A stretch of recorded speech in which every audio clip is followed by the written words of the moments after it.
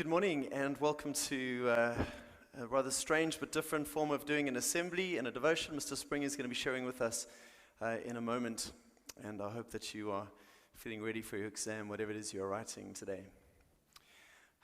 Life is beautiful and is broken at the same time. There are lots of things that we celebrate about life and that we enjoy, good friendships and holidays. Even at school, and probably even from when we're very young, we realize that life is not so perfect. There is pain in the world. Things get broken. People get sick. Sometimes people die. We have heartache when we break up with somebody or something doesn't go well in our friendship groups. We're disappointed because we don't get the mark that we wanted, or we didn't make the team that we wanted to make. And so our dreams are shattered in some way or form. There is a Hebrew word in the Bible that speaks about peace, and the Hebrew word is shalom.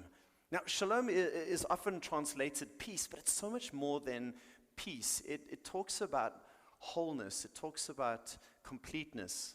One definition says this: it's complete peace, contentment, completeness, wholeness, well-being, and harmony. So more than just an absence of conflict, there's something more than that. If you are fighting with someone, and let's think of a crazy example, you punching each other or spitting at each other and throwing chairs, if you stop and are peaceful, you can stop throwing punches and throwing chairs. But if someone comes there, they just feel the vibe is not great. There's still tension in the air. There's no shalom. And so shalom is so much more than just the absence of conflict.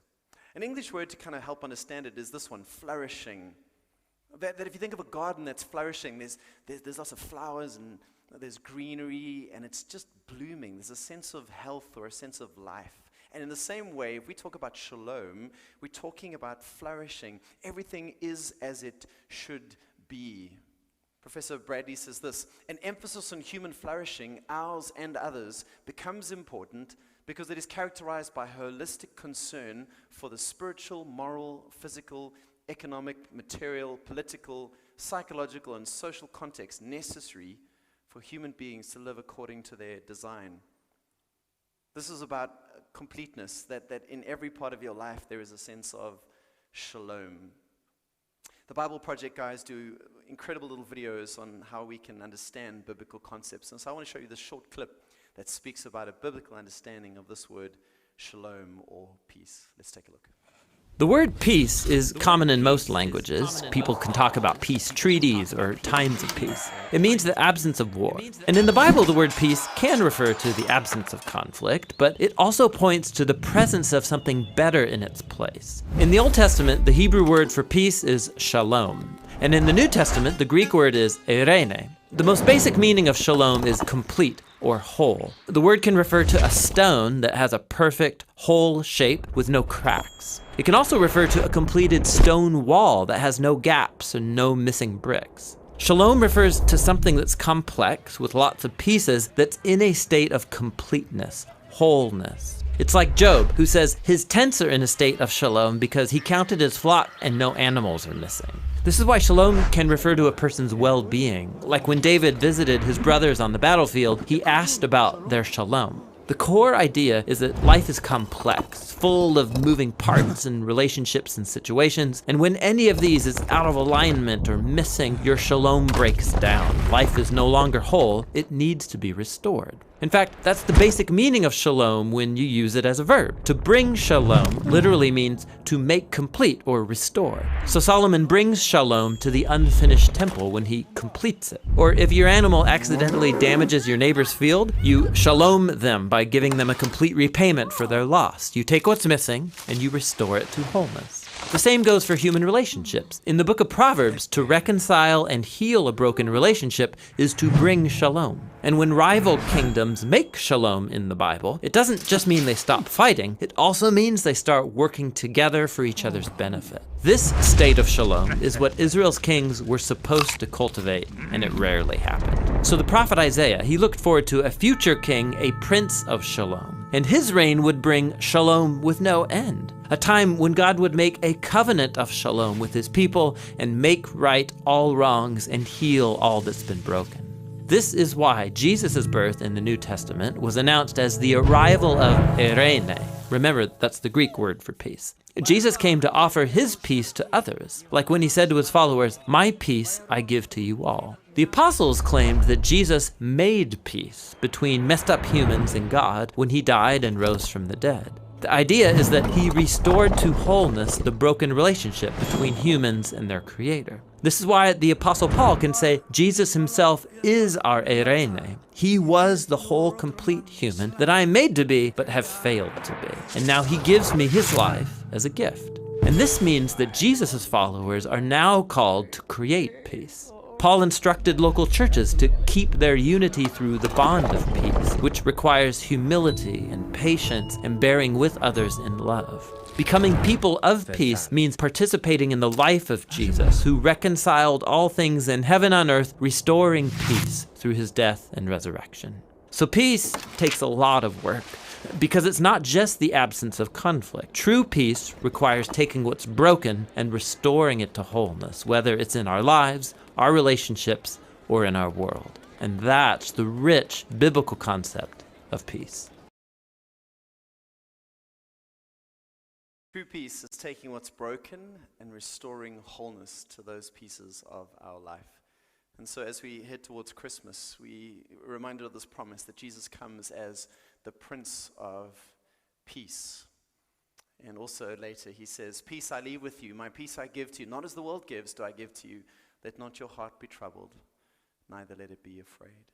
And so my question to you for this week is, where do you need shalom? Where is there brokenness that you need wholeness? Where is there a sense of anxiety where you need a sense of this deep peace? Perhaps it's in your families, perhaps it's right now as you do exams. We certainly know that in the world there are many places that need the sense of shalom.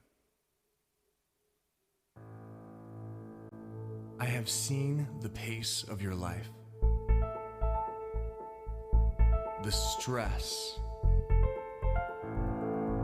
the anxiety. I have seen the pace of your life, the stress, the anxiety, the constant movement, rushing from one place to the next, chasing after your desires, or running from your fears. I see how you struggle, striving to meet your needs all on your own. I see the burdens placed upon you, and the burdens you place upon yourself. In the midst of this chaos and hurry, I am calling out to you to slow down. Be still and know that I am God. It is I who set the earth in motion. It is I who sustains you, protects you, and provides for your needs. Come to me, all who labor and are heavy laden, and I will give you rest. Trust in me with all your heart, and lean not on your own understanding. Do not let your hearts be troubled, and do not be afraid, for I will never leave you. Let your soul find rest in me, and let the peace of Christ rule in your hearts. For neither death nor life, the present nor the future, neither height nor depth, nor anything else in all creation will be able to separate you from my love. In this world, you will have trouble, but take heart. I have overcome the world.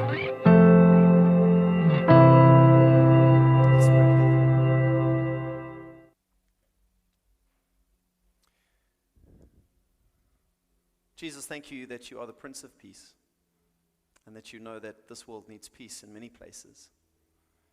And so in this moment, we do pray, we continue to pray for America, for areas near Russia, places in Africa, perhaps some of our own families that need your shalom. And thank you that you hear these prayers as we pray for everyone now as they're about to write exams or study today, that you would bring that deep peace into their hearts as they write. Thank you that you hear our prayers as we commit ourselves and our families and this beautiful school to you in Jesus' name. Amen.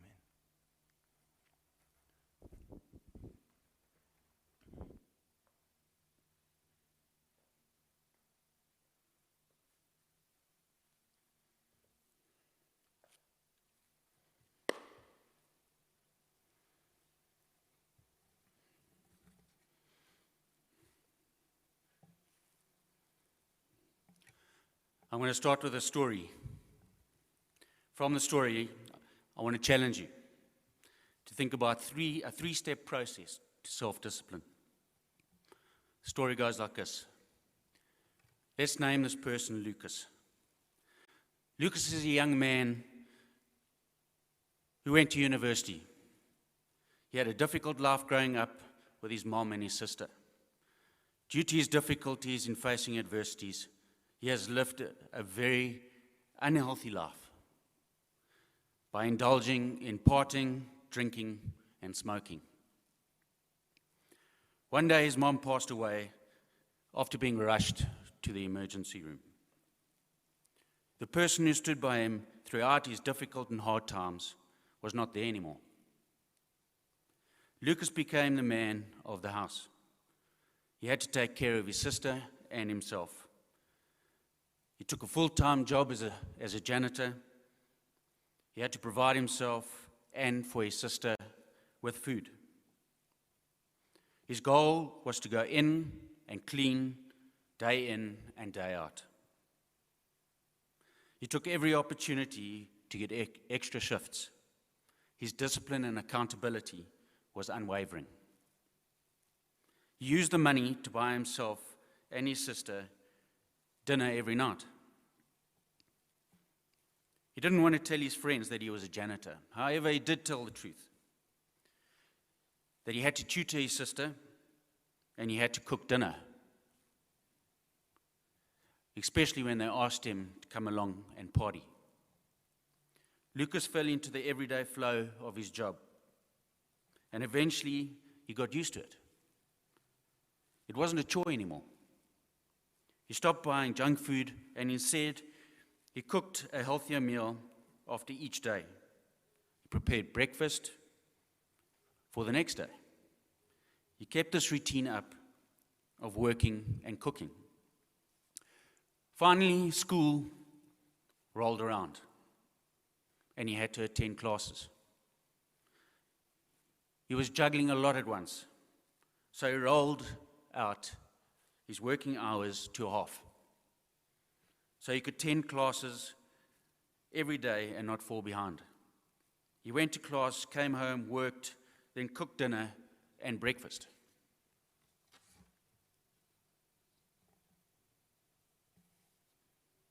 Lucas kept this up for the entire time that he was at university and landed a good paying job. He maintained his good working habits. Eventually, he put his younger sister through university as well. He got married, and so did his sister. They remained best friends and talked about how their mother would have been proud of Lucas. How he turned his life around and went from a person out of control to a person in control. He was in control of his destiny. He was the true king of his fate. He became self-disciplined. How did he do it, is the first question. He had a strong reason why. He had a strong reason to become the man of the house and look after his sister. It was literally do or die. Studies show that accountability and discipline give the right motivation to tap into the reserves and persevere, even when self-control and strength has been run down. Let's think about a movie, such as Rocky and Creed. This is where a boxer puts his last bits of energy into the final round. And then he has a flashback of a powerful memory of why he's doing this. Perhaps winning at all odds is a memory of someone who passed away. Maybe. This can be a temporary solution for willpower. And you must remember, willpower does have an infinite limit. And at the same time, it doesn't have an infinite limit. Perhaps winning at all odds in a memory of someone who passed away is the way to go. This can also be a temporary solution for willpower, and willpower does have a finite limit. In the story of Lucas, he had a strong motivating reason for why he wanted to become responsible, accountable, and disciplined. This does not mean that he can do things for an infinite amount of reasons in an infinite amount of time. What he would like to have done is work a part-time job as his janitor, take care of his sister, get perfect grades, and learn to play the guitar. He would like to have done this all at once. This could have been difficult, even if he had good motivation. However, Lucas focused on one task at a time. For every day, until it was a habit, he directed his willpower and self-discipline to each and every singular task. He then went to cooking, then to school, then playing the guitar. This is the key to self-discipline and accountability. Working in a singular activity and turning them into habits before moving on to another activity. When things become a habit, it drains less willpower. Lucas had to deal with peer pressure of temptation from his friends, from his old life, when they said to him, "Let's come and party." They had less responsibility. Lucas had two motivations to overcome peer pressure. He had a strong reason why, and he planned for temptation. He planned for temptation by knowing how to answer his friends before they asked him, "Let's party." He answered, I have to tutor my sister, and I have to cook her dinner. This is an anticipated, automatic, pre-planned decision of self-discipline. Telling the truth, taking accountability, having discipline, and keeping your integrity. This also prevented the willpower to resist temptation, even when his willpower could have been low. By practicing self-discipline, it increases self-discipline, accountability, truth, and your integrity. This all is like a trained muscle over a period of time. You eventually find a strong reason why. You develop your discipline, accountability, truth, and integrity through singular activities. You prepare for temptations. Lucas was now able to overcome his diversities by keeping his integrity, etc. However, hearing this story, I'd like you to think of how you can create willpower, motivation to self-discipline for yourself at Kingswood, through Kingswood. Firstly, I want to ask you, what is your strong reason why at Kingswood? Shakespeare says, strong reasons make strong actions. So I want to ask you, why did you come to Kingswood? Why did you want to come to Kingswood? Why do you want to excel at sport? Why do you do cultural activities? Why do you attend spiritual events? Why do you want good academic grades during this time? Why, and why? Once you've discovered your why, you can develop the value of discipline, accountability, truth, and integrity in singular activities, one at a time. So looking at the school, and before I came here, I looked at the motto, the vision, the mission, the culture, and the core values of the school. How many of you have looked at that? I'll take a couple out of these things. Number one, diverse education. This is when you're working and learning with people from a variety of backgrounds and various cultures, and they're present in your classroom. Number two, the relationships. How many people inspire you? How many of them give you the best version of yourself? Then leadership. Help yourself and others to do the right thing. Humility. Something that will give, and modesty, that will give you a very far purpose in life as a person. And then Ubuntu. I am because we are. Humanity towards others. And I encourage you to go and look at various others in our core values at Kingswood, such as moral standing, family orientation, value uniqueness, tolerance, and so on and so on. Work on these timelessly as a singular activity. This will enhance and help you hold up your discipline, accountability, truth, and integrity. And then number three, pre-plan for temptations that may present themselves. What pre-plan will you put in place? Here are some scenarios that could happen at Kingswood. You have peer pressure, just like the story. This is because they are curious to try something new because others are doing it. Cheating, where you're dishonest to gain an advantage, such as crib notes. And one of the things that I really go against and don't like is bullying, especially by using the word snitches get stitches. This is where a person wants to get out of trouble through intimidation and using his power. These 3 steps are just the beginning of achieving self-worth and goodness throughout your life. And to be able to say, I have found the strong reason why. I have developed discipline, accountability, truth, and integrity through singular activities, one at a time.